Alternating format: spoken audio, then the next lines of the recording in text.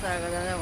ഞാൻ ഇന്ന് കഞ്ഞി വെച്ചിന് ഉണക്ക് മുള്ള, പിന്നെ ചമ്മന്തി, പിന്നെ പയറ് ഉപ്പേരിയാണ്, പിന്നെ നല്ല ഒത്തിരി കഞ്ഞിയാണ്.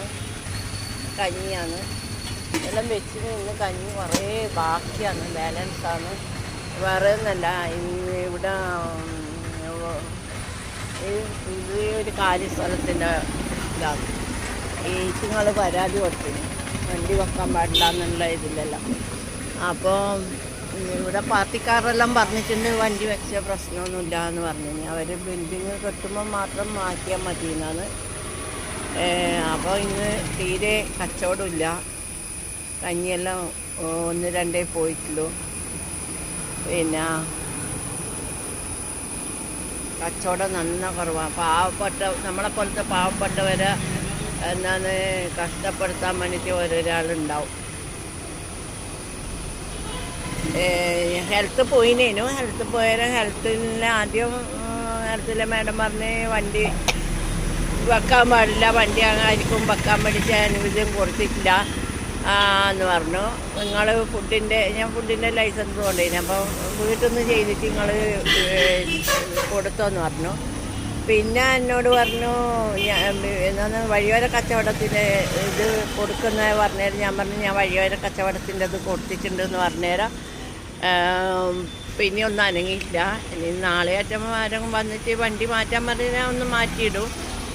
നാളെ ഒന്നും കഞ്ഞി വെക്കില്ല, 2-3 ദിവസത്തേക്ക് ഇനി ഞാൻ കഞ്ഞി വെക്കില്ല. എന്ന് വെച്ചാൽ അതിന് ശേഷം നോക്കിയിട്ട് വെക്കാം. ഇവിടെ ബോർഡ് വെച്ചില്ല, അതാണ് എനിക്ക് ആകെ കിട്ടിയ ഒരു പണി. ബോർഡ് വെച്ചിട്ടുണ്ടെന്നില്ലേ കഞ്ഞീൻ്റെ ആൾക്കാർ അറിയുള്ളൂ. പിന്നെ ഇന്ന് ഈ കഞ്ഞി എത്രയും നഷ്ടമാണ്. മോരും വെള്ളം അങ്ങനെയല്ലേ പോയിട്ടുള്ളൂ. നോക്കാം. നമ്മളെ പോലത്തെ പാവപ്പെട്ടവർ ജീവിക്കാനാണ് ഇങ്ങനെ ഓരോരു ആൾക്കാരുണ്ടാവുക.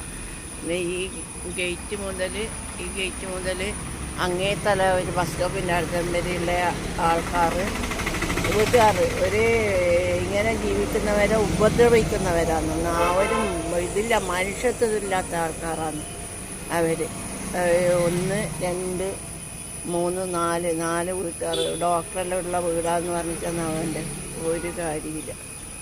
ഒരു മനുഷ്യന്മാരെ ഉപദ്രവിക്കുന്ന ആൾക്കാരാണ്, മനുഷ്യത്വമില്ലാത്തവരാണ്. അതുകൊണ്ട് പിന്നെ ഇപ്പോൾ തൽക്കാലം മിഠായി, മോര് സോഡ, മോരും വെള്ളം അങ്ങനെയെല്ലാം ആക്കിയിട്ട് തൽക്കാലം വെച്ചിട്ട് കഞ്ഞി കുറച്ച് കഴിഞ്ഞ് വെക്കാമെന്നാണ് വിചാരിക്കുന്നത്.